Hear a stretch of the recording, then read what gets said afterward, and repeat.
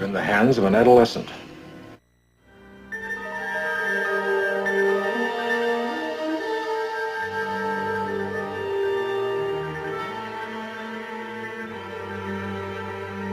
mystery. I don't like mysteries. Your bellyache. I gotta kill you right now.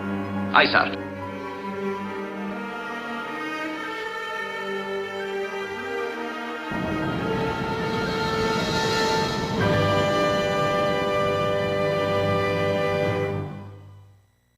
Ladies and gentlemen, welcome back to the Warp Core Podcast. I am Urza Master. With me, as always, is Lord Uther, and today joining us is the one and only, the great and powerful Matt Hooper. Welcome, Matt Hooper. So, we have gone and went where no Warp Core podcast has gone before, and that is through the entirety of the canonical Star Trek films, and we find ourselves in uncharted waters, or in this time, uncharted space. And let me tell you, I am excited because we have decided we are going to talk Star Trek Picard, which is, well, all right, I'm not even going to sugarcoat it. This is how I truly feel. It is the creme de la creme of all Star Trek television ever. I will say that I like it better than Next Generation, which was my favorite prior to this debuting. And of course, it's a continuation of Next Gen. We just talked Next Gen movies. It makes sense. We're following that timeline from Star Trek Nemesis forward, and we are flashing forward 2 decades-ish to link up again with Jean-Luc Picard in a whole new world of the Federation in very, very shocking terms. There's a lot going on in this first season of Picard. We're not going to do what we did with the films and kind of dice up the each episode or, everything. We're going to talk a little more conceptually, do some background, and just kind of explore our impressions because as Trekkies, this has been a long delay to get here, and we're finally there, season 1. Now, we're a couple years removed from the debut now, but this is momentous, you guys. I mean, this is something I think as any Trek fan was really waiting for, was a rebirth of real Trek. Not Kelvin Trek, not some other nonsensical Trek. This was what everybody wanted, in my opinion. I'd love to hear your guys' thoughts, but I know Matt Hooper, our background genius, has something for us, something juicy, I hope. Like a nice piece of steak, which I could really go for right now. Kick it off, Matt Hooper. Thank you, Ursa Master. Thank you, Lord Uther, and those of you at home or watching us abroad, welcome to Picard Season 1. So, we are now, both in terms of the actual time it took to get this series up and streaming, and in show terms, we're about 20 years removed from where we last ran into the crew of the Enterprise E. And this is part of a larger rebirth. Since Nemesis underperformed in theaters in December of 2002, Star Trek was reborn on the big screen for a trio of films, which veered drastically from some of the more established pillars of Trek lore. But at the same time, there is still a few winks and nods to that franchise in this show, which we'll go into briefly a little later. But basically, it's had a death and rebirth on the big screen. After the performance of Star Trek Beyond, Paramount once again decided to shut down the big screen incarnations of Star Trek, at least in the present, and they've refocused their energies on streaming, which was just when this show premiered, was just really coming into its own. Picard Season 1 premiered on 2019, a year before, in the before times. Season 2 premiered last year in 2021, and then just within the last 24 hours, Season 3 has officially begun its final voyages on Paramount+. The show originally premiered on what was known as CBS All Access, which sounded like you were paying $5 a month to watch, reruns of Murphy Brown and Elementary. But in fact, Paramount Viacom's streaming strategy was to take all of their big projects and put them all together on one big mountain and call it Paramount Plus, which they successfully did in the last couple of years. So that's where you will find Picard's seasons 1 through 3, as well as what is now being sort of called the new Star Trek world-building universe that was first launched in 2017 with the show Star Trek Discovery. And that's the seed in which all of this spread out. Picard was the second live-action show in this grand enterprise, pun intended. And now we have, in addition to Picard and Discovery, we now have Star Trek Strange New Worlds, which has just enjoyed a really positive first season and will be bringing more adventures in the not-too-distant futures. There's also animated shows, all of the library of old Star Trek shows, from the animated series to the original series to Voyager to Deep Space Nine to Enterprise. They're all under one umbrella now. So, Trek fans, after you've enjoyed our lively roundtable discussion, make sure you go and get your fix of phasers and Ferengi right there. Did we lose him? He's been transported away because he wanted me to go ahead and fill in this spot right here and say the following things. Wait, I'm right here. Let's see if he comes back because he's still frozen. Wait. I will tell you right now that Strange New Worlds, and I know we're talking Picard, but I got to make this comparison here. Strange New Worlds is original series more so than that Calvin Klein's timelines or whatever they came up with. Yeah. Strange New Worlds, for our millions and millions of Warp Core fans out there, Strange New Worlds will hearken you back, take you back to that original series feel. It's so incredible. I can't wait to talk about that. Yeah, and I want to just shout out, I think Matt Hooper here was about to tell us about, of course, the lovely Paramount Plus. We are not being paid to plug Paramount Plus. I'd also like to point out that we are not affiliated with Paramount Plus, and we are talking Trek as fans. But Paramount Plus is amazing for a number of things. Star Trek is definitely probably chief among those things. You can also see like MTV's The Challenge and a few other things on there, but I gotta say, I jumped into both Strange New Worlds and Picard Season 2 at the same time. And as much as I love Picard, Strange New Worlds is like, seriously. It's so good. Yeah. And I can't wait for Season 2 of that, which I think is coming out this fall. Yes, it is. Yeah. So that's, right on the heels of the end of Picard is going to be Strange New Worlds 2. And it's prudent. Let's talk about it. We've mentioned Season 3. We've mentioned that the end is nigh. There is already talk, like serious talk, not like, oh man, the fans would really love this. Like Jonathan Frakes and Patrick Stewart are talking. Doors are open. It's kind of up to the will of the cast. And I heard this great interview bit on the radio today about LeVar Burton. When he was directing some other film, they interviewed him just briefly about Star Trek because they were a Trekkie. And they said, what's the difference between, or how is it being a director and having to direct your coworkers? Because LeVar Burton, of course, directed some Star Trek. And LeVar Burton said, well, it's actually, difficult because we're all joking around and having fun and, just trying to keep on task. But he said, it's actually pretty easy. He said, which is very different from the original series cast in the films. And he said the reason for that is we actually all like each other.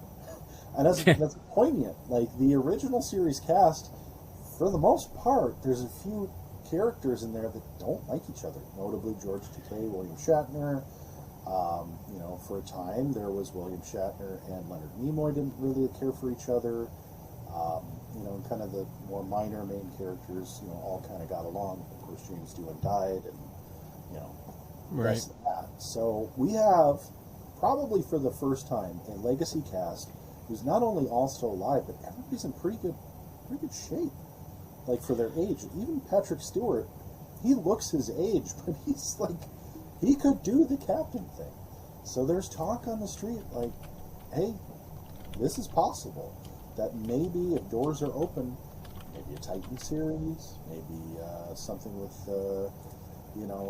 the original cast going beyond Picard, maybe not necessarily Patrick Stewart, but some spin-off show, maybe that Captain Worf we've always wanted to see, or Captain Geordi, who knows?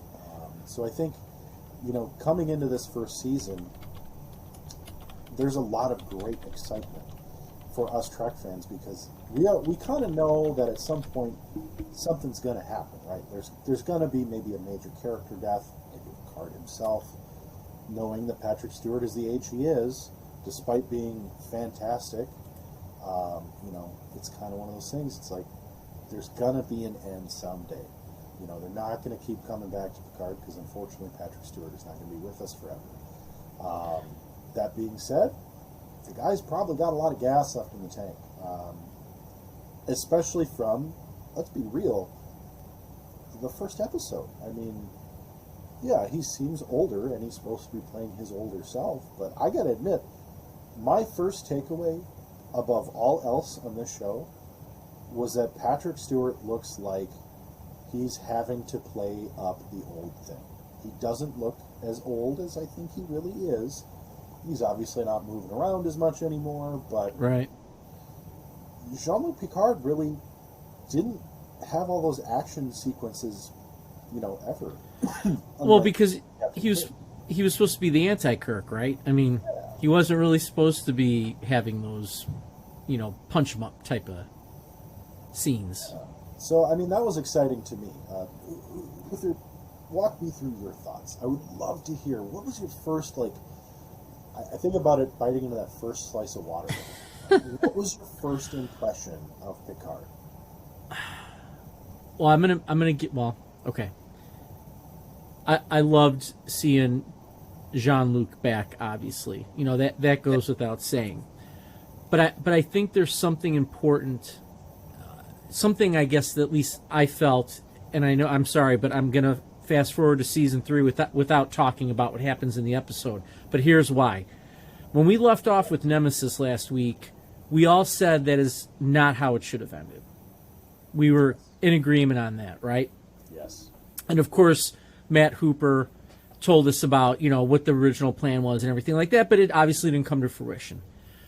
Watching Picard, I don't feel like it's an extension of the Next Generation story or feeling, right? But season 3 makes me feel like we're gonna get the conclusion for the crew that we want to see. Now here's my issue.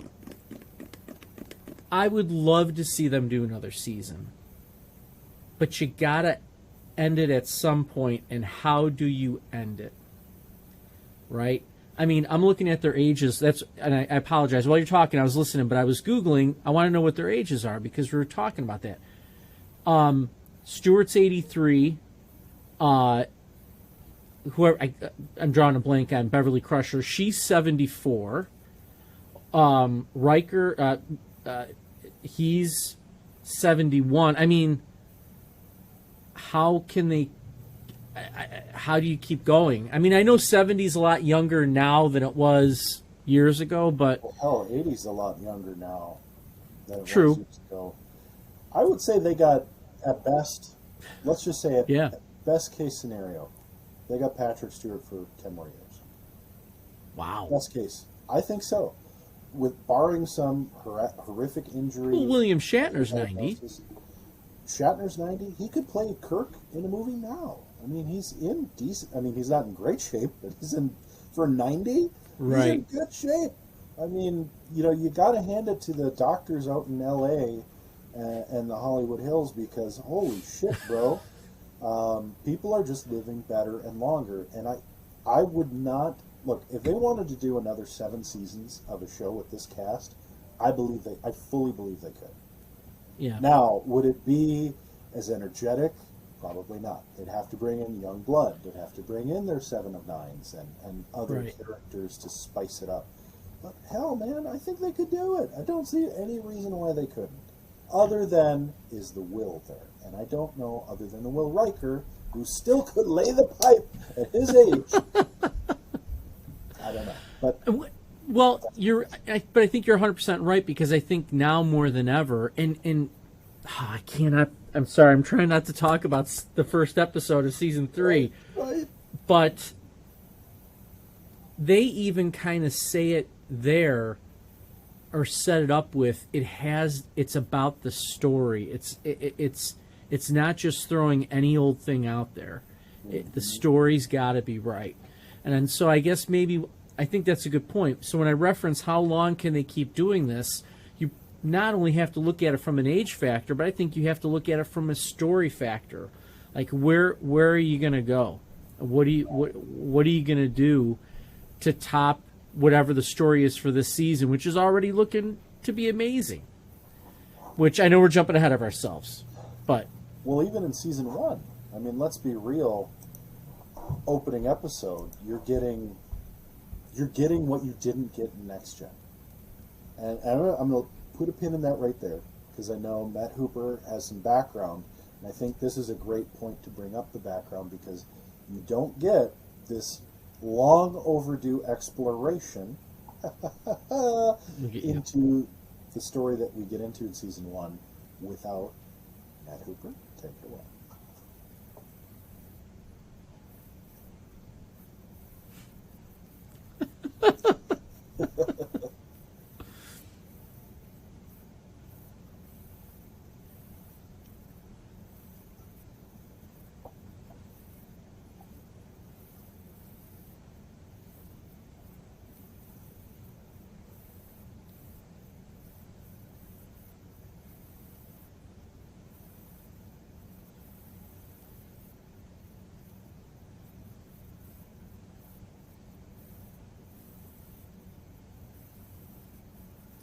And you know what? He was in The Lion in Winter, and that's a fantastic movie.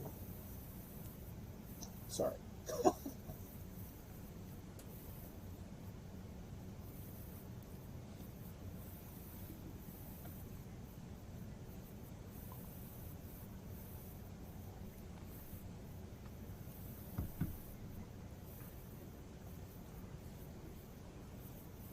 oh,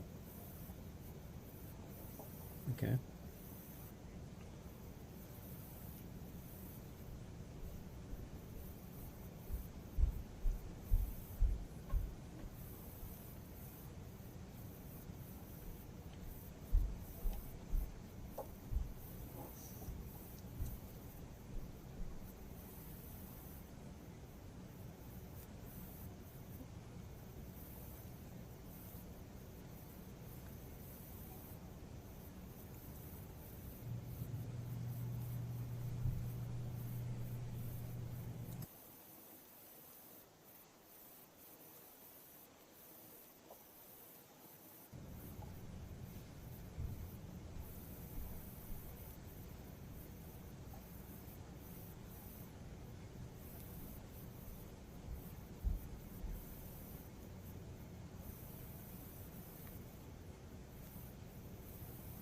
Ah,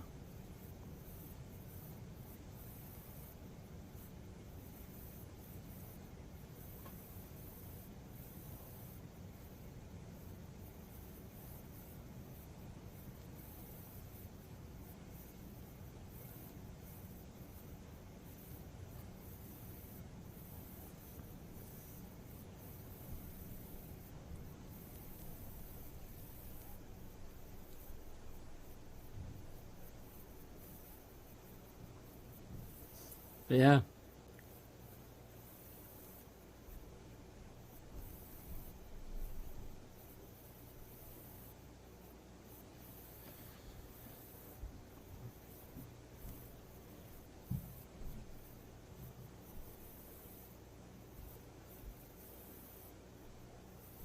Oh, okay.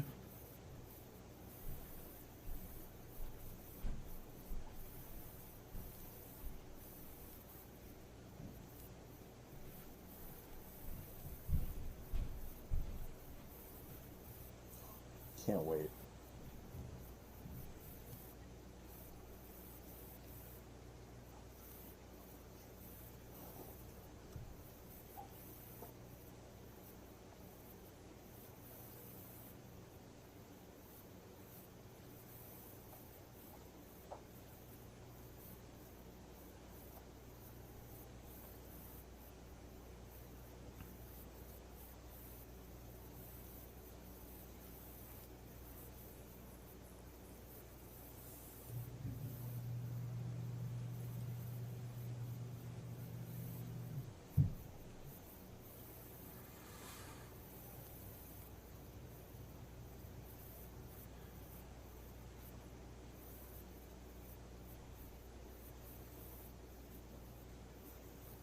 Right.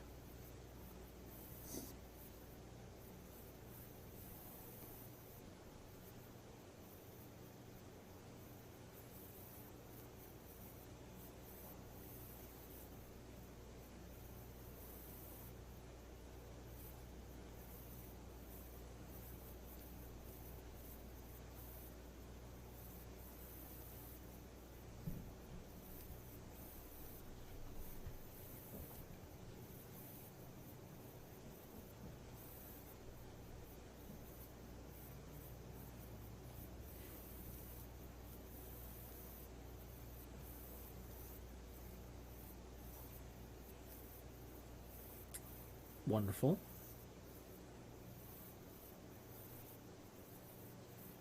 Never seen them.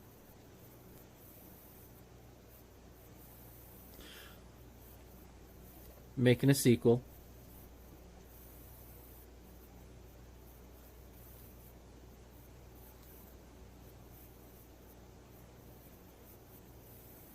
Oh my, don't.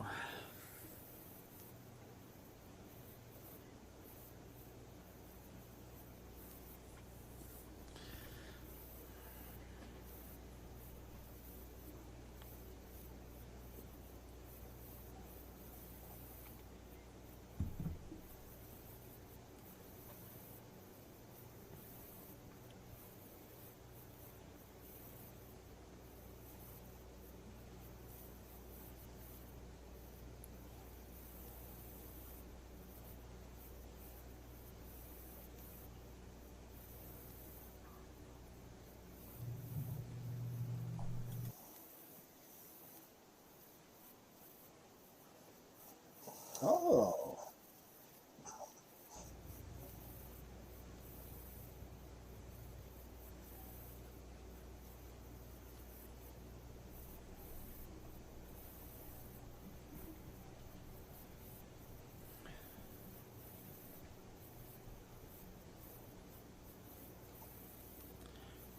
I mean, I kind of liked it. I'm not gonna lie.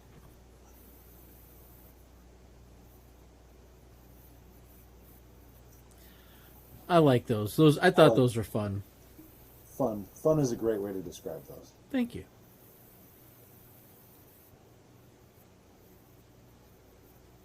Mhm.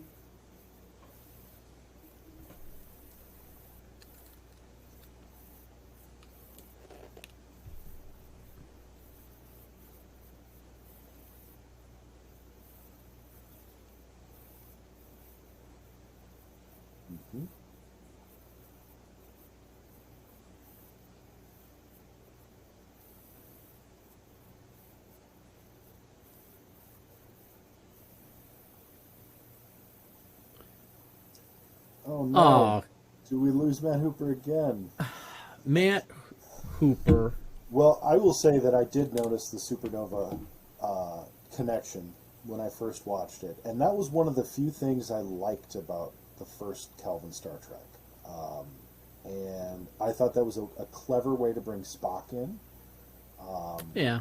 I thought it was a clever way to set up sort of a separate universe where if it was an F up, which I think in the aggregate it was, they were sort of safe. They weren't violating Star Trek canon. I mean, there were good things about it, and there were things I disagreed with. I agree. Yes. Yeah. For the first film, yeah. It was okay. It was enjoyable. The first two, I think, were enjoyable. I really, really liked Benedict Cumberbatch's Khan. I just wanted to throw that out there. I love Benedict Cumberbatch, so I'm a sucker for Benedict Cumberbatch. Yeah, he's good in anything. Yeah. But I thought that was a clever nod in the first episode. I love that we're getting into Romulan territory, finally. Deep Space Nine does a nice job, and eventually we're going to have to march through the whole Deep Space Nine series because it is fantastic. And I confessed I haven't seen it, so... A very worthy series to dissect. But I love that we're getting into Romulan territory. We are exploring the Tal Shiar, infiltration of the Federation, which is always, I will say it's a trope. It's a trope because the founders did it. It had been done before on Next Generation. I think in some sort of hinting, they did it on the original series too, if I'm not mistaken. So it's a bit of a trope of an infiltration of the Federation that compromises overall security, but it's always good. It's always clever. You know what's weird, though? Think back to, I think it was season 1 of Next Gen, where the Admiral had, like, the little alien side of him, and, like, you remember that episode? Was that season 1 or season, 2 or 3? It was one of the early seasons. It was very early, yeah. So... I don't know about you, but I was waiting for more because Starfleet had been infiltrated by this alien species and nothing else came of that. Yeah, well, of course, something did come of it, as we learned later in Deep Space Nine, which you would know if you watched that. Oh, shnikes. I'm going to... Yes. It's not made explicit, but we do know, of course, there are foils... and it's explained in Deep Space Nine that every major society, every major civilization has a secret police, which is where we sort of first learn of the Tal Shiar, we learn of the Klingon secret police, and we learn of, what is it, Chapter 11 or Section 47 or something? Section 31, yeah. Section 31, yeah. Which, by the way, I will say Bill Sadler absolutely blew that role up. He was dope in Deep Space Nine, so hats off to him. He's another one of my favorite actors. But it's so cool. We are finally getting a deeper picture of this. I mean, everything on Romulus is basically a secret. I mean, they've pretty much thrown that out there. Even the Tal Shiar is a cover for another secret. I'm still of the opinion we need more Romulan storyline. They could do a whole, gosh darn, Star Trek Romulan edition and just have it be Romulan stories. No Federation, nothing else. You could have people guest in, guest out, but that to me would be very interesting. I know there was a TV series that was proposed at one point where they were going to do like The Walking Dead has done, which I haven't seen any of them because Walking Dead jumped the shark a long time ago for me. But like Walking Dead was doing these things where they just kind of jump over to different. It's just one shots, right? And so I know they were talking about doing that with Star Trek at one point, and then obviously went away from it. But Mr. Hooper is it's the same name. Okay, good. Mr. Hooper's back, so I'm just going to turn it back over to him because he keeps teleporting in and out of the conversation. Scotty. Yes. Catching up to the So best parts. Yes. get those dilithium crystals all set up. Indeed. Yeah, go ahead. Indeed.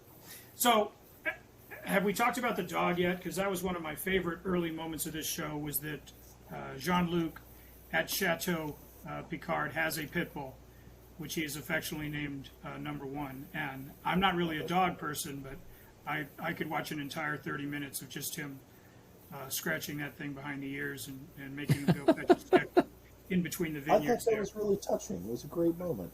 He's like Number One. And then he even tries to speak French to him and claims that the dog can understand him. So, no, what jumps out at you at the show right away, and it could be the streaming, it could be the budget, it could just be how television has evolved since 1987 when we first met this cast.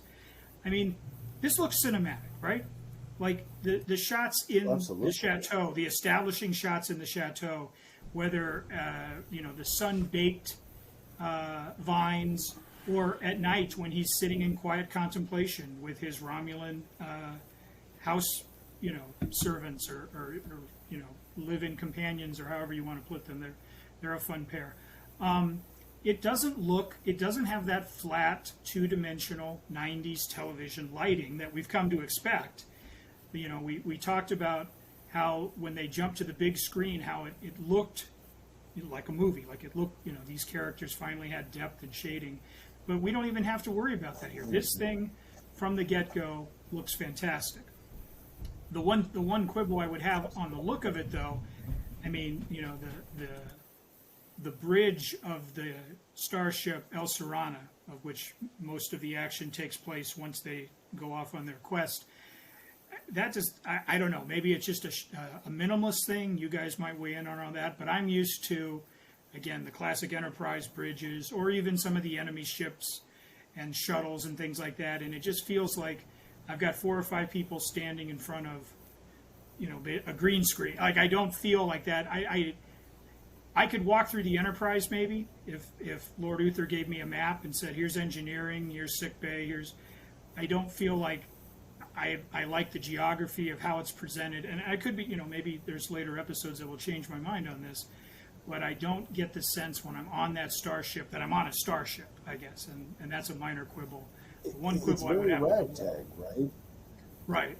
I mean, it is this small, junky, unregistered freighter. I get it, but I'm just so used to, I guess, a certain set design or production design that it's going to take me a little getting used to kind of do that. I don't quite have that down.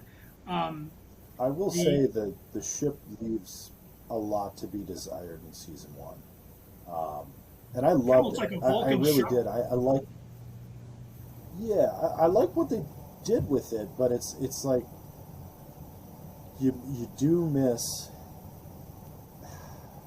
that big Galaxy class starship, right. But it's meant to be sort of rebellious in a way, right. and different, and introduce sort of the non-Federation side of space that we really didn't see at all in any of the prior shows, which I think is really cool. But to have like Jean-Luc Picard, I feel a little weird about it. I love it, but yeah, I will say, Matt Hooper, knowing that you're not quite balls deep in the series yet, once you get full bore, you will find that it has an endearing minimalist quality to it, and there's just something about it, especially in season 2. I think it's supposed to be kind of like a rogue type ship, right? Where I think that's kind of the idea. But you like that? Thank you, Matt Hooper. But I think that was the idea behind it, right? It's this cranky, rebellious guy who's got this, again, minimalistic type of type ship. So anyway, I don't know where I was going with that. Well, Picard's way out on a limb. That's the thing about this. Oh, go ahead. The other thing that jumped out at me early was, like the Bird of Prey was a design I believe was carried over from the Kelvin designs, not the classic, original canon films and next gen films, with the wings and so forth. So even the Klingon ship that gives them a little trouble around episode, I think that's episode 4.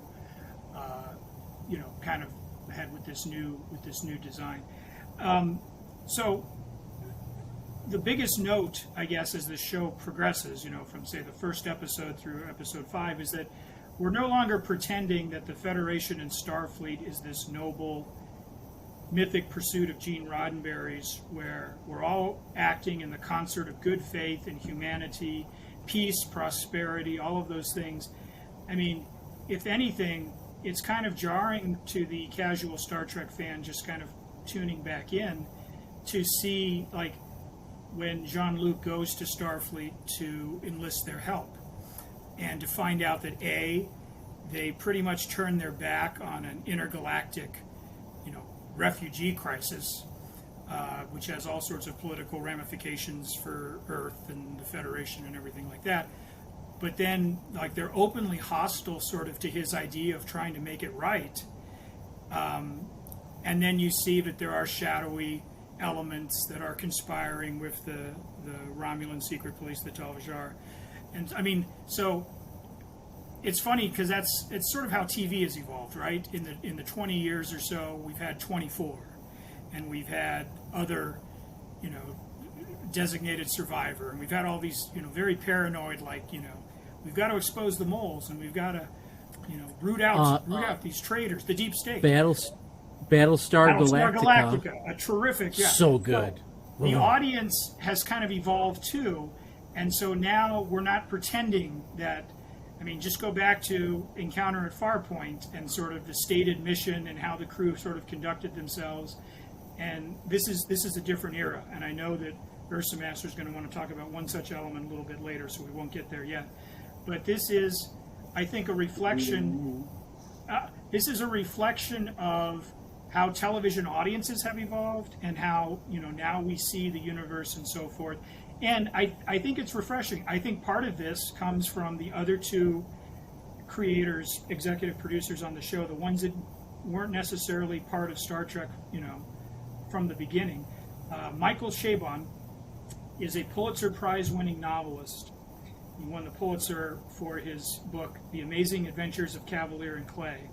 He also wrote Wonder Boys and The Mysteries of Pittsburgh. And I mean, he is a full-time celebrated author, and if you go to his Wikipedia page, he's got a list of awards worldwide, as long as my arm. He was installed as the showrunner for this first season of Picard. He'd never run a television show before. He was a novelist, but he had great insights into character, and he had great insights into sort of the human condition. And I think some of that ambiguity and some of that risk-taking and some of that envelope pushing that we see in this show is in direct response to what his interests were. Like, he initially had pitched, Picard's at his vineyard and he's retired and he solves these little local mysteries, and there's no spaceships or gun battles or anything like that. And Paramount said, no, we're not doing that. So he eventually had to come around. Yeah, I mean, and that, I'm sure Patrick Stewart was like, it's like Murder, She Wrote in the 24th century. But they quickly abandoned that idea and kind of went with what they're here. But they're not timid, right? This isn't just some small television style conflict. I mean, you actually have to ask yourself as a fan, like, do I agree with what Starfleet did or the choices that they're making? Do I even agree with the people who ostensibly are going on this rescue mission / quest? Do I agree with what they're doing? Right? I mean, by the 5th episode or so, some of our major characters have committed acts, which I'm sure will be resolved in the later episodes. You have a character who basically commits cold-blooded murder. We have a couple of them.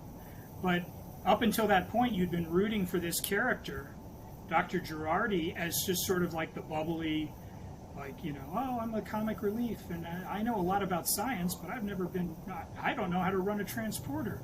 I mean, so I think this is a very grown-up Star Trek.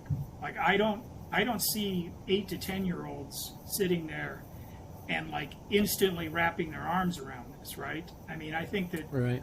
I think these themes about authority, about what do we owe victims and so forth. I mean, I think there's quite a bit of fertile ground, and like I say, I think Michael Chabon, as this Pulitzer Prize-winning author, I think he brought a lot of that sort of that shadings.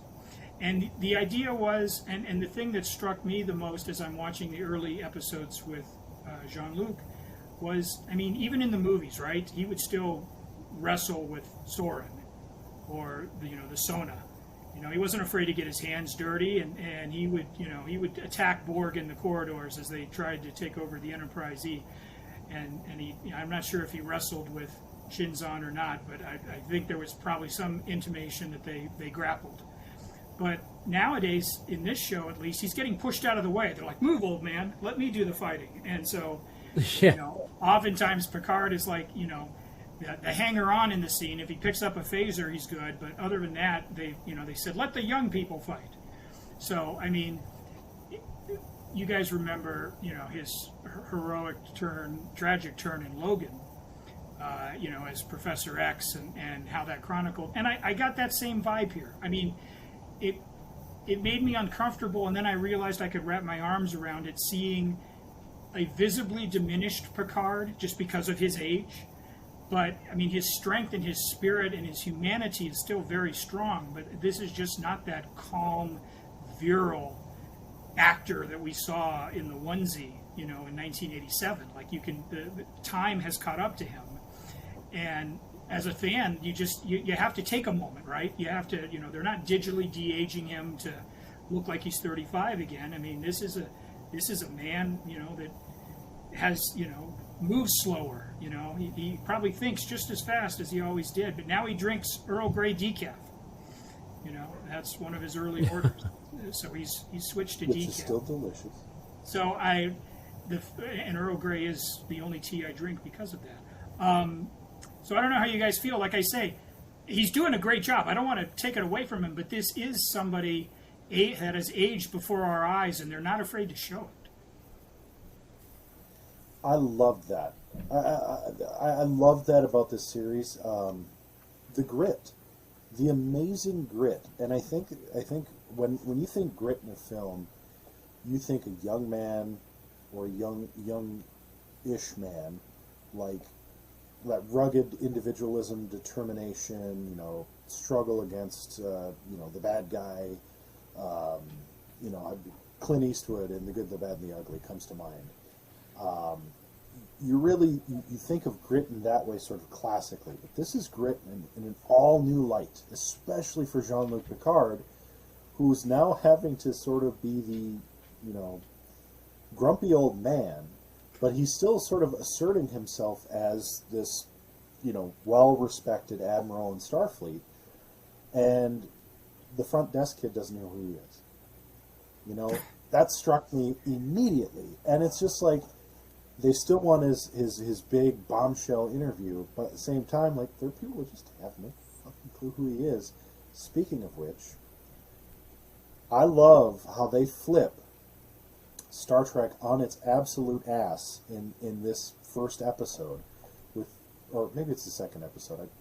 I'm starting to conflate episodes because I just love it so much. He walks up into Starfleet, and he's like, look, here's my plan, here's what's going on. I know how to fix it. Let me do it. All I need is a ship. Modest request. I'll even be demoted to captain to get it done. And the response is just chef's kiss. It's so perfect. It takes that, well, if Kirk did this, or if Picard did this in the Next Generation series, they'd be like, of course, go for it. Or he'd be like, well, I'm going to do it anyway because I've got the Enterprise. He doesn't have anything now. He's got nothing to offer other than some cockamamie story.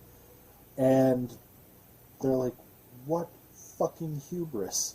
And it's like the whole time you watch any Star Trek series, you're always wondering, why doesn't anybody ever say no to these people? Like, why does Starfleet never step in and say, no, Kirk, you can't lay the pipe with some weird alien you just met. No, Picard, you can't just go off and gallivant around while we're fighting the Dominion. Like, all of this stuff, like, I think it addresses the back of the mind of those who have casually viewed Star Trek and been like, I can't get into Star Trek because it's all too convenient. They have removed the convenience and introduced a level of grit. And I think that's why you get the starship you get in this series, is because it's gritty. It's minimalist, not because it's some artsy-fartsy minimalism. It's literally they're scrapping together shit just to get the job done. And I think of it like this. It's like those restoration shows that are so popular. They're working with next to nothing and making it nice and new again. That's kind of what Picard is. He's next to nothing. He's retired. People don't know who he is by and large. The people who do know are like, yeah, that guy. Very few people in his brain trust, in his inner circle. And he's not willing to go to the people that could elevate him because he does not want to put them at risk, which is classic Picard, but it's in a whole new way now because he's like, no, I need to prove to myself, without being said, this is that subtext I have to prove to myself that I still got it. I have this obligation, I have these higher morals, but do I still have what it takes to be Jean-Luc Picard? Or am I just that old guy with the number one dog? I loved it. Loved it. I cannot say enough how they have taken the convenience, the tropes. They still do it all, but they've made it so much more fresh. And like, I think that's why when you speak to Star Trek fans who watch Picard and are so excited for the season 3 that's dropping, and they want more, they know it's the last season, but they're like, just do a series, man. Just do it. Just do another 7 seasons. They want it because now they've seen what this cast could have been. Even though the Next Generation was wonderful, even though the Next Gen movies were wonderful, to most of them anyway, they still have not really seen this side of this cast. And there's so many characters that, we're seeing in season 3 here that we don't see right away in season 1. You're getting all this new blood that it's like, well, yeah, I kind of expect these people to be just these wild cards, but like 7 of 9, Picard, the familiar faces, you're like, wow, this is very different in a lot of ways for these characters that I grew up with. I know and love. I expect them to be a certain way, and they're totally different. And that is, we want to talk about creative beauty here. The writers they have on this show have absolutely achieved. Bar none. I don't know how to follow that. Sorry. Catchphrase. I love it. Beautifully spoken. I'm just going to give it right to Hooper because yes. Oh, yeah. Yes. Yes. Marv Albert. I love, and maybe this had been touched upon in the Next Gen. I loved the major plot point established that they are reclaiming the Borg cube, right? That there's these Romulan refugees are salvaging / restoring the formerly assimilated, removing their mechanical implants and so forth. Now, many of them are turning out damaged. It's nice to see Hugh, who was a character for 2 or 3 episodes of the Next Gen, I believe, Borg, and a 2-parter called Descent, I think he featured in. And it took me, I had to, go back and make sure it was the same person, but yes, it's the same actor, and he's reprising his role. To me, again, as a Star Trek fan, like you kind of say to yourself, we saw Picard reclaimed, if you will, but here is this was kind of this cool way to bring that mythology in, but give us kind of a new flavor for it. So I thought that was a great creative move that they did there. I loved in the first episode, don't know if we'll see more, but I loved the reintroduction of Data, of Brett Spiner. And they did de-age Brett Spiner. They wanted him to look as close as he did to Nemesis. And I thought even with that, the trouble with de-aging, even though it looks pretty good in Indiana Jones and Tron and things like that, you kind of have to work with the body type and stuff that you're currently at. They can't really shrink Harrison Ford or Brett Spiner's face or hair. So this Data looked slightly jowlier. If you're really going to nitpick, but it was just chilling to see him on the 10 forward deck playing poker with Picard in the first scene of the show, and then later taking some watercolors up, activating a key part of the plot.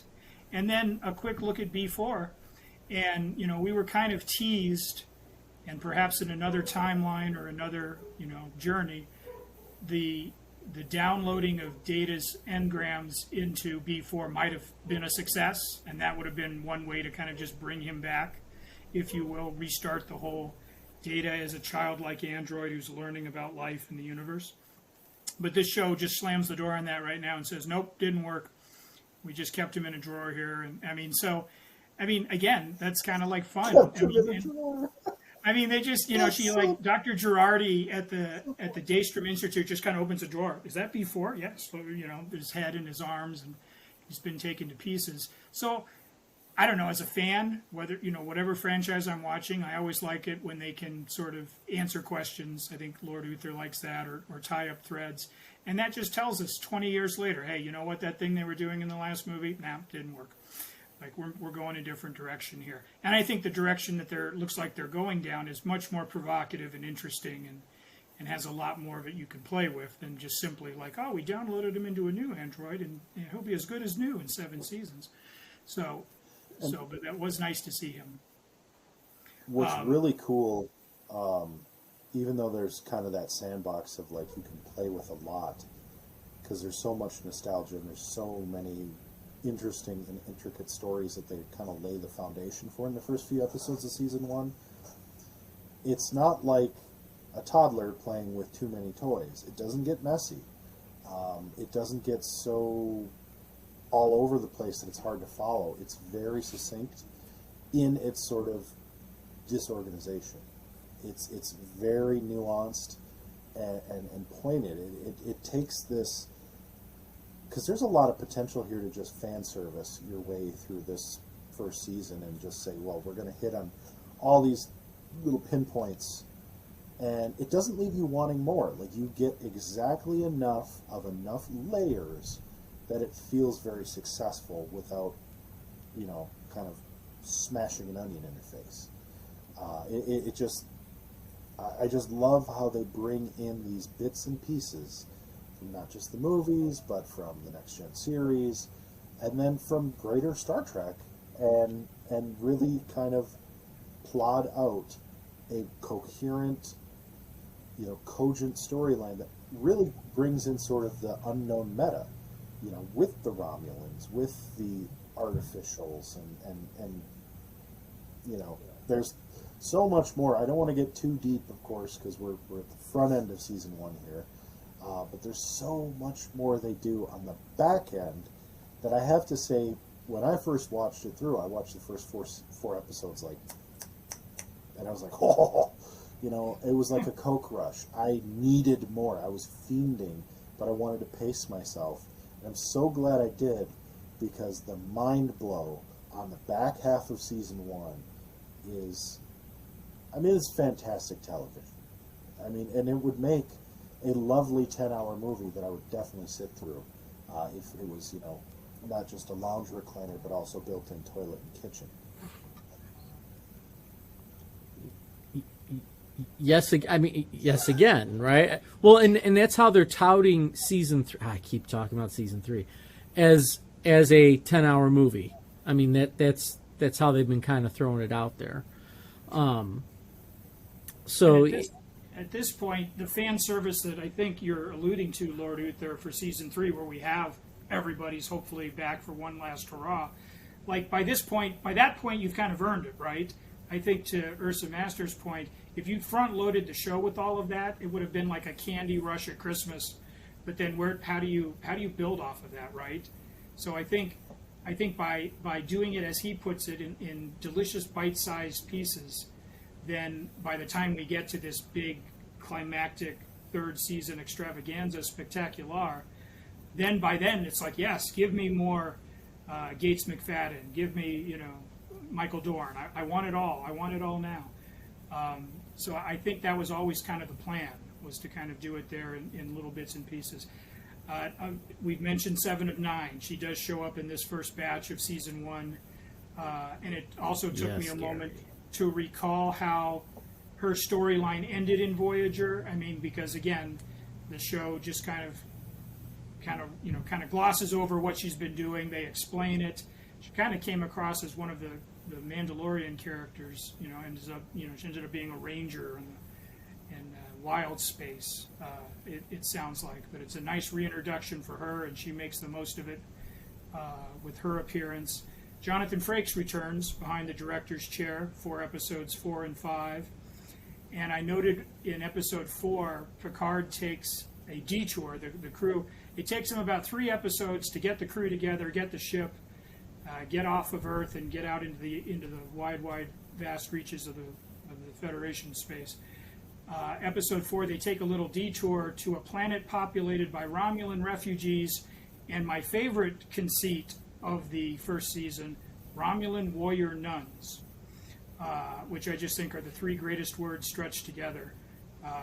And hopefully, I know that one of the characters leaves the monastery and joins Picard, Elnor, on his adventure, and he comes across as kind of a Romulan Legolas, I guess. I don't know if it's the makeup or just so forth. I mean, that's kind of how so apropos. It's perfect. I feel like that's his calling, and he's great. Like, he gets some of the data business. I mean, I haven't seen enough of him yet, but when they travel to the nightclub world, Las Vegas and Coruscant and Canto Bight, when they travel to the nightclub planet in episode 5, and everyone's in disguise trying to pull off this mission.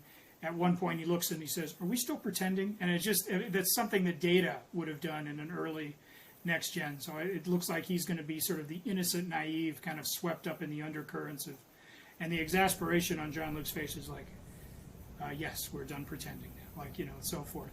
But that kind of steers us. I think that episode, those 2 episodes that Frakes did, they kind of surprised me. And this is what I wanted to tee up Ursa Master with and Lord Uther. Is that, again, we've changed the tone of the show because of streaming. We've changed the tone because we're 20 years removed from the last show, and we've decided, and I don't know if this is the audience, like it's just evolved. I don't know if the writers, they just said, "Hey, we have no limits. We're on streaming." But this is a grown-up Star Trek in other ways, right? The level of on-screen violence. I mean, we've moved past PG-13 here in a couple of sequences. I mean, admittedly, they're brief, but they're jarring. There's a beheading of a Romulan in episode 4.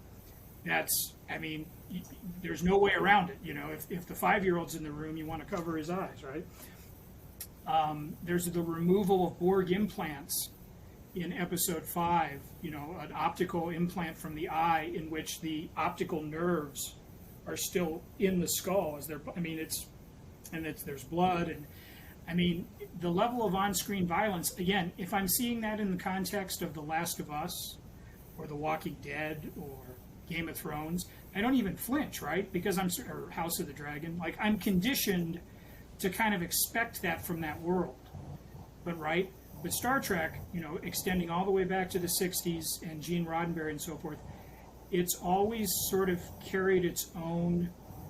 I don't want to call it family friendly, right? Because I think that cheapens what we're talking about here. But this idea, I mean, you didn't have on-screen graphic violence to that degree. That was not a part of the show and its mythology and all of that.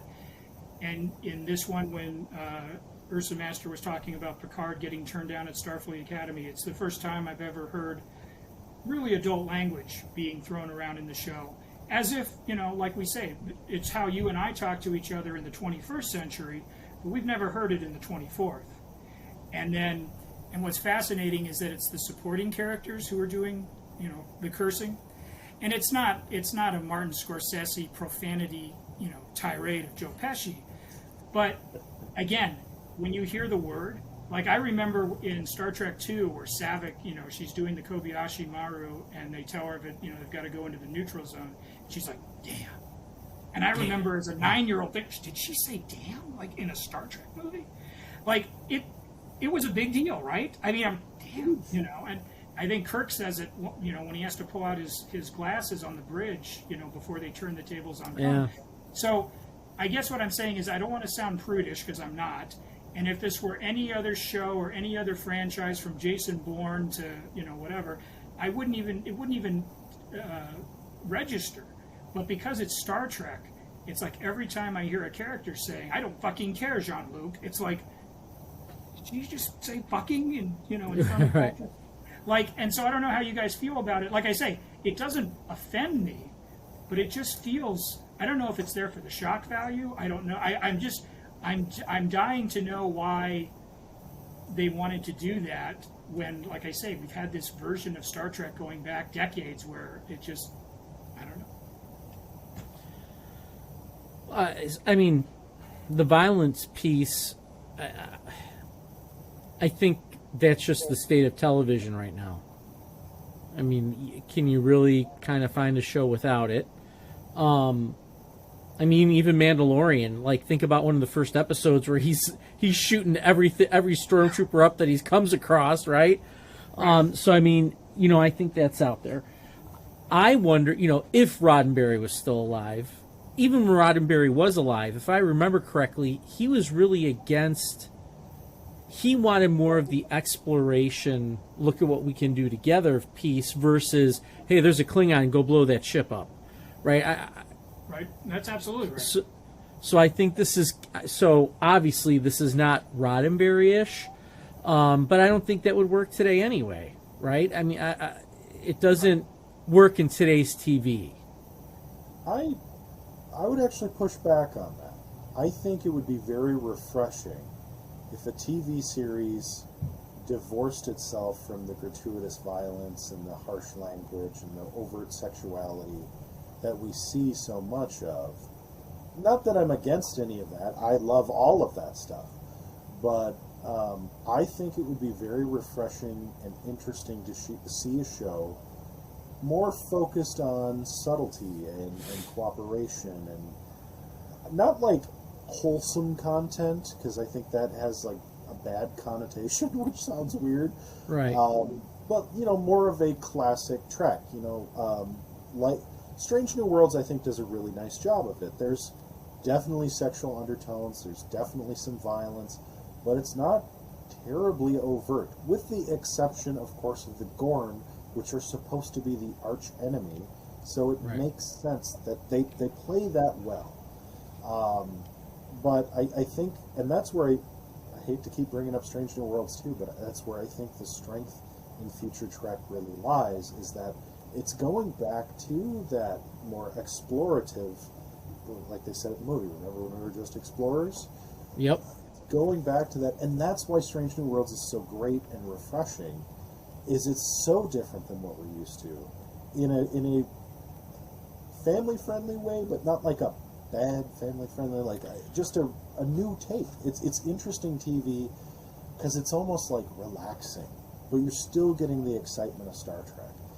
The nice thing about what Picard does, not to keep like derailing the show for my like self-flagellation over Picard, but I love that they bring this new sharper edge, because I think that's what keeps it young for an old cast, is they're now able to explore kind of the final side that they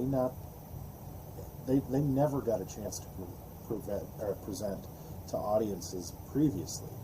They just had to kind of keep that stiff upper lip, very British Picard, and now it's like, no, the dude's old, he has no filter anymore, he doesn't give a shit.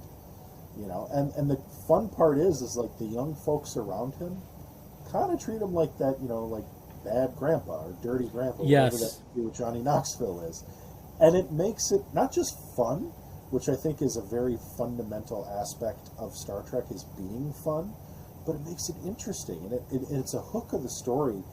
I think about Logan, right, rated R, Patrick Stewart as this cussing, piss-filled old man who just like is, pissed off all the time.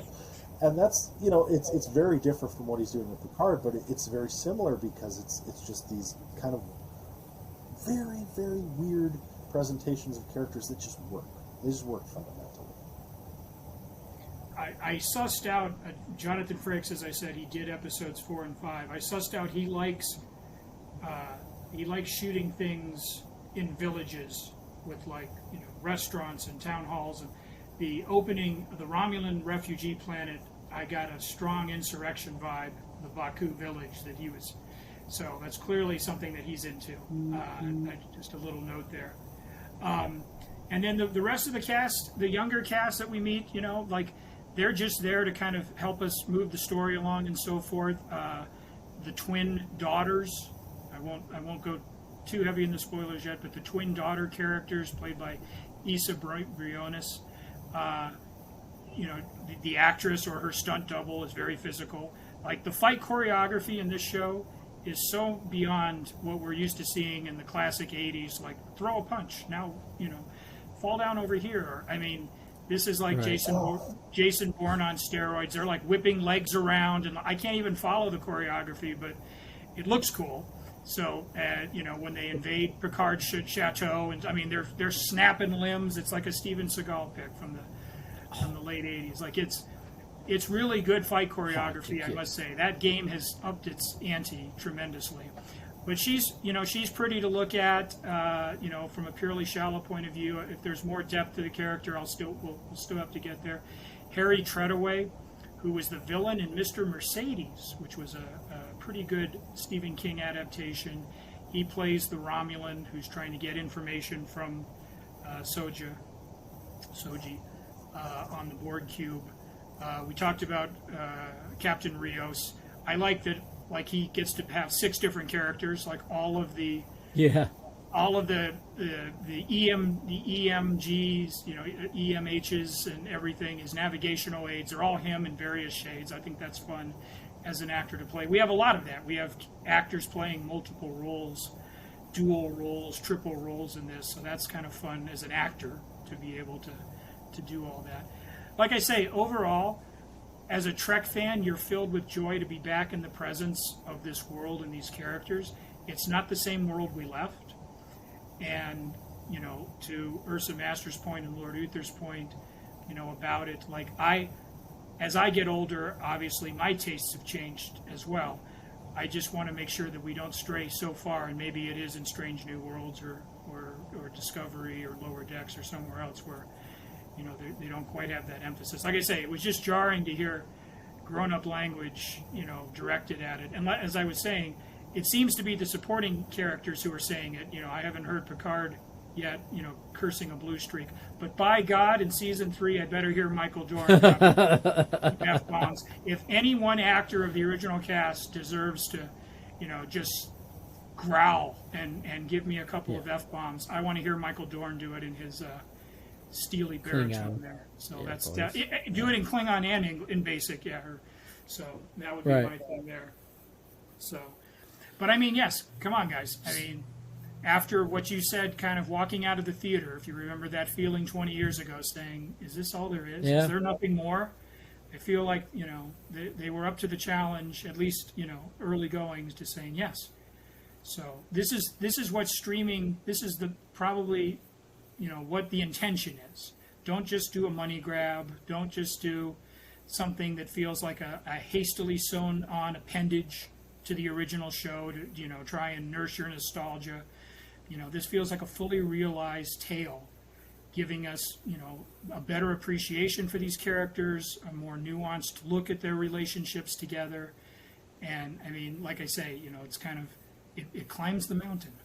And sort of delivers that there, and that's really all you want. If you're going to pay $10 a month for it, you want to get your money's worth. And I think the first half of Picard clearly delivers on that promise. Well, I think The Mandalorian really has kind of set the stage for what the expectation is. Right. Right. It's sort of reference to that. I keep talking about it. I love Strange New Worlds because they're not just exploring space, but they're exploring the characters on a deeper level than, by season 4 of Next Gen. I mean, I feel like they really get into the character development, which is why Urza Master, I think I loved it so much when I told you about it, because I was invested. This is why I love Twin Peaks too. When you're invested episode 1 in the characters and you're in sync with them almost, that's it. It's over. Like, you're on board the entire way. Next Gen doesn't really do that. It took seasons for that to happen. Strange New Worlds did it to me right away. Twin Peaks did it to me right away. I think DS9, that's why I struggled a little bit, was, do I feel invested in the characters from like right off the bat? And that maybe that's kind of my feeling about Picard. I mean, I love it, don't get me wrong, but again, season 3, obviously, because like you keep talking about there, Hooper, the gang's back together. That's why Yeah, right. The Force Awakens. Right. I love it. Call it fan person, fanboy service. I don't care. The band's almost all together, and then the whole thing got screwed up after that. Don't you go there. Okay. We will go there because it's a freaking travesty. Oh. This is pod racing. Sorry. You know what's funny? That's great. Is Well, up until What's funny? 3 days ago when I started Picard, I always thought of DS9 as the dark Star Trek, right? Like it was always like, this one's the one that kind of. Yeah. And now, having seen the first 4 or 5 Picards, and again, it's not like the show traffics in gloom and doom, but now comparing them back to back, I mean, DS9 is it's a small world, right? It is like it's cotton candy compared to where this show seems to want to go and has already taken us there in just a short amount of time. So, But the way here's one thing I'll say about DS9. When you brought the tape over to my house to watch it for the first time, when I lived on Brandon there, and I remember we were down in the basement, that little area by the pool table and stuff, and you cold. said this. Yes, you said this is the political version of Star Trek. Like this is the Israel. I actually think you referenced the Israeli-Palestinian conflict. You're like, that's what this is. I was So, showing up. and you even kind of, well, yes, because look at the big brains on Brad. But that's Pulp Fiction. Anyway, but that's how you were trying to sell it to me. Was that route of it, and you warned me too. You're like, this isn't your typical Star Trek. And yes, I mean, Yes. yes, Gary. So we've gotten to that point. How many warp cores are we given the first half of Picard season 1? Urza, I'll let you go first. Out of 7, how many are you giving it? I'm giving a 7 out of 7. The first half of Picard, for me, reinvigorated my love for Star Trek. Through season 1, it made me go back and rewatch all of Next Generation, all of Deep Space Nine, all of Voyager, and all the films, and really, honestly, led to this podcast. I mean, I loved Star Trek before Picard was a thing, before Strange New Worlds. Had they not done those shows, I don't know that I would have wanted to do a podcast about Star Trek. But here we are. Yes. 7 out of 7 for me. Well, Hooper, what do you think? How many warp cores do you give Because it? I'm still a few episodes shy of crossing the finish line. I will say this: if the back half of the season is as compelling and richly dramatic and as surprising as the first 5, then this is by all means going to be my first perfect 7 out of 7, et cetera, et cetera. Right now I'm sitting on a cliffhanger in which, again, the adorable Dr. Girardi has just done something fiendish, and so I'm expecting some sort of resolution or explanation, thereabouts, because I've been led down this one path of how to feel about this character, and now I'm completely ambiguous / almost enraged. Like, what? Why did she do what she did? And is anyone going to notice? And so when I get some answers to my plot questions, then I'll be on firmer ground. But like I say, if they wrap this thing up as well as they've launched it, if they stick the landing, then this is 7 out of 7 for me. I'm gonna go 6 out of 7. I know it sounds like I'm saying it in a state of bummerness, but after seeing, again, I keep saying it, episode 1, season 3, I think I know I think I know where my 7 out of 7 is going to land for that. But for right now, I'll go 6 out of 7. Love it without a doubt. Just spoiler free and to entice our viewers to stay with us on this journey, because you guys have done it and I haven't. Is season 2? Does it maintain its altitude, or is there a slight drop off? Or just in your humble opinion, now he's gone to the artifact. So, but I mean, Curse of Master, like, because I know that John Delancey returned, spoiler, so I know that must have got you excited. Do you feel like they continued on with? So, okay, I am probably the biggest Q fangirl out there, and I Sure. will say that despite my nostalgia for Q, despite my obvious love for whatever they did with Q, in anything they brought Q back to, it absolutely laid waste to my expectations and Oh, good. built an entirely grand castle on top. Oh, good. You'll love season one. I Right. guarantee you will have that perfect 7/7 warp cores. Oh, good. Season two, honestly, reinvents the warp core. Let's put it that way. Oh, wow. Okay. And that's why I'm almost a little scared. The first episode of season 3 has lit the flame anew again, Sure. but definitely after the grandeur that was season 2 and everything, and rest in peace Annie Wershing, Sure. everything they did in season 2 was absolutely incredible. Oh, good. So I have never witnessed a season 2 of a show that has improved so much on season 1 when season 1 was already damn near perfect, Excellent. with the exception of maybe The Good Place. I mean, the bar they set was super high going into season 1. Finishing season 1, that bar is so much higher, and Right. somehow they've reset the bar again. Yeah. So I love That's a it. great point. I'm going to leave it at that. We're at an hour 15, so I think we put a pin in it here because we got the back half of season 1 coming up on our next episode. I will turn it over to Lord Uther for any closing thoughts, and then I'll take us out. I love it. It's just to piggyback off what you were saying. Yes, it's kind of like we've talked about this in other podcasts, but it's like this is like the Empire. Season 2 is like the Empire Strikes Back.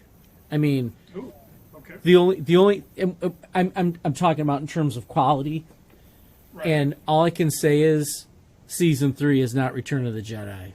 That's all that's all I Hey. have to say. Don't you dare go there. So.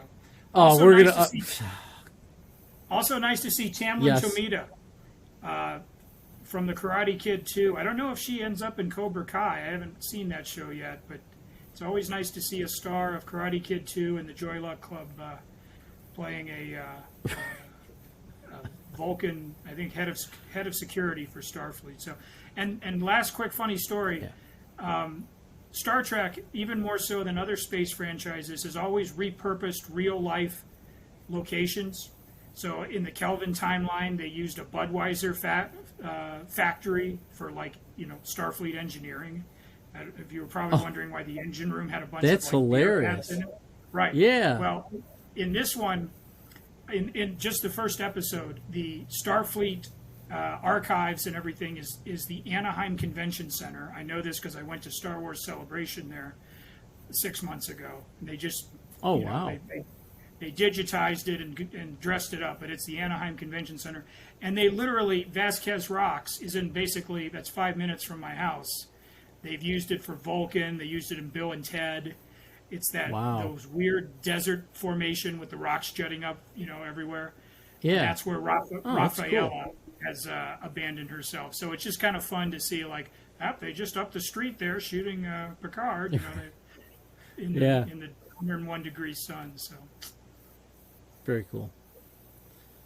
Wonderful. Well, friends, Vulcans, Romulans, you've lent us your ears, your eyes. You've come with us on a journey where no Warp Core podcast had gone before, and now we seek to explore this space, to encounter strange, new turns, new deep dives into character development that Star Trek has never done before. And I am very excited to bring you along with us on this journey. With me, as always, will be Lord Uther and Mad Hooper, or whatever guise he appears in next. I will say live long and prosper to you, my friends, and our fans. And we will catch you next time in the great vastness of the Star Trek universe.